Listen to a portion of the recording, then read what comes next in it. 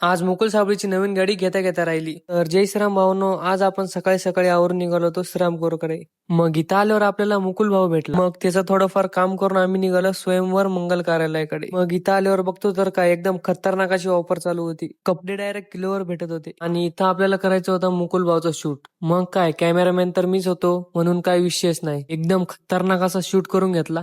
आणि इथे थोडेफार कपडे बघितले पण ते काय आम्हाला आवडले नाही. मग काय शूट वगैरे करून लगेच निघालो कारण आम्हाला जायचं होतं यामाच्या शोरूमला.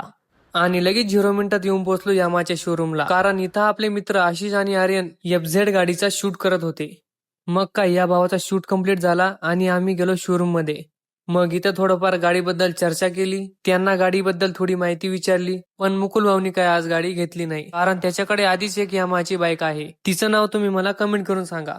तर आजचा ब्लॉग इथे समाप्त होतो. असेच नवनवीन ब्लॉग बघण्यासाठी लाईक आणि फॉलो करून टाका. भेटूया पुढच्या ब्लॉग मध्ये. धन्यवाद.